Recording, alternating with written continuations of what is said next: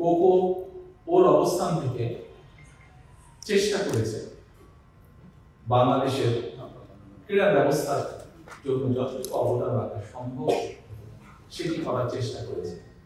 কি কি করেছে, কতটুকু করতে পেরেছে, এটি যারা বাংলাদেশে খেলোয়াড় আছেন তারা বলেছেন, তারা আগেও বলেছেন, আজকেও বলেছেন, অনেকে ভবিষ্যতে তারা বলবেন। এবং যতটুকু বলেছেন আমি তাদের সকলের কাছে কৃতজ্ঞ।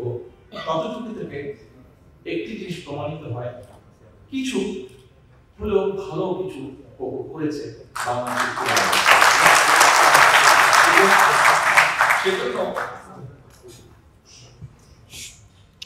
সেজন্য বড় ভাই হিসাবে আমি অত্যন্ত গর্ব বোধ করি। এখন আমি একজন দেখলাম একটু আগে বলেছি, আমি একজন রাজনৈতিক কর্মী। স্বাভাবিক রাজনৈতিক কর্মী হিসাবে আমি পুরো বিষয়টাকে ভিন্নভাবে একটু দেখি। একজন রাজনৈতিক কর্মী বা রাজনীতিবিদের সামনে অনেকগুলো বিষয় থাকে, যেমন ক্রীড়া থাকে, তেমন দেশের শিক্ষা ব্যবস্থার বিষয়ে কোনো চিন্তা থাকে, তেমন দেশের মানুষের কর্মসংস্থানের ব্যাপারে চিন্তা থাকে, ঠিক তেমনই ভাবে দেশের মানুষের স্বাস্থ্যের ব্যাপারে চিন্তা থাকে। বিভিন্ন রকম বিষয় থাকে, যে বিষয়গুলো একজন পলিটিশিয়ান অথবা একজন রাজনৈতিক কর্মী বিভিন্ন মানুষের সাথে আলোচনা করে, চিন্তা ভাবনা করে। আজকের এই অনুষ্ঠানটি যেহেতু খেলাধুলাকে নিয়ে, এই অনুষ্ঠানটি যেহেতু কোকোকে নিয়ে, এই অনুষ্ঠানটি যেহেতু ক্রীড়া অঙ্গনকে নিয়ে, এখানে যেহেতু ক্রীড়াবিদ অনেকে উপস্থিত আছেন, খেলোয়াড় উপস্থিত আছেন, যদি এর বাইরে কিছু রাজনৈতিক কর্মী এখানে উপস্থিত আছে, আমার প্রায় মোটামুটি সমস্যা হবে ঘরের মধ্যে যারা আছেন। তো আমি আপনাদের সামনে আজকে আমার কিছু চিন্তা শেয়ার করব, যে চিন্তাগুলো কম বেশির ভিতরে আমি শেয়ার করেছি। পলিটিক্যাল বলবো না, ভয় পাওয়ার আমি আপনাদের সাথে কিছু শেয়ার করবো। যে আমি আগেই বলেছি যে আমার ছোট ভাই ছিল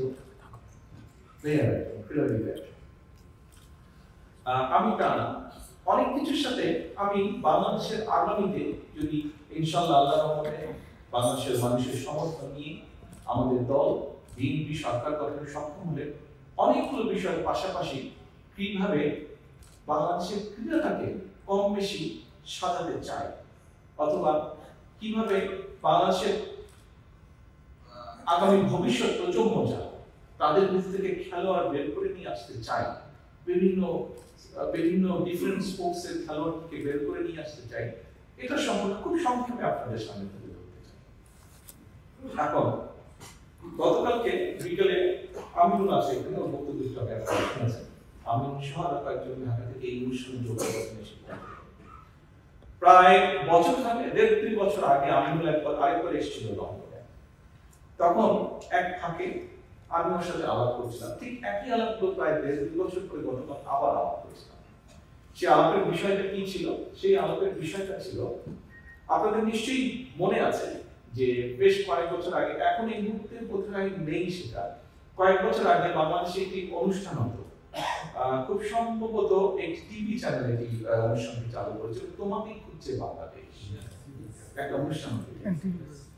সেই অনুষ্ঠানে বিভিন্ন কালচারাল বিষয় আমাদের ভবিষ্যতে যারা নতুন প্রজন্ম, যারা ভবিষ্যৎ, তাদের ভিতর থেকে বের করে নিয়ে আসা। কেউ হয়তো ভালো মিউজিশিয়ান, কেউ হয়তো ভালো গান গাইতে পারে, কেউ হয়তো কবিতা আবৃত্তি করতে পারে, এরকম কালচারালে যারা ভালো আছে এরকম খুঁজে নিয়ে আসা। তা আমি আপনাদের সাথে কয়েক বছর আগে আলাপ করেছিলাম, গতকালকে আলাপ করছিলাম যে আমরা স্কুল থেকে, বিশেষ করে যদি আমাদের ভবিষ্যৎ, আমি স্কুল কলেজ বলেছিলাম, আমিও আমাকে বলে যে ভাই আমরা স্কুলের মধ্যে থাকতে হবে, কারণ কলেজ হলে তারপরে করা যাবে, কিন্তু তারপরে কলেজ হলে একটা বয়সের একটা পর্যায়ে চলে যায়। কিন্তু আমরা যদি স্কুল থেকে ট্যালেন্ট হান্ট করি, যারা স্পোর্টসম্যান, কেউ ফুটবলে ভালো, কেউ টেনিসে ভালো, কেউ ক্রিকেটে ভালো, কেউ ভলিবলে ভালো, কেউ বাস্কেটবলে ভালো, এভাবে আমরা স্কুলগুলো থেকে বের করে নিয়ে আসবো প্লেয়ারদেরকে।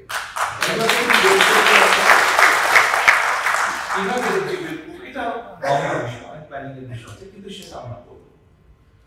আমাকেও বললো যে ভাইয়া এই মুহূর্তে বাংলাদেশে 5টা বলেছিল বিকেএসপি, 5টা বিভাগে আমাদের আছে, আমরা সরি 4টা বিভাগে আছে, আমরা সবগুলো বিভাগে একটা করে বিকেএসপি করতে চাই। তা আমি তো বলছি আমি সবগুলো বিভাগে যদি বিকেএসপি করতে পারি আমাদের অনেক রিসোর্স থাকবে। এই মুহূর্তে আমাদের এত রিসোর্স না।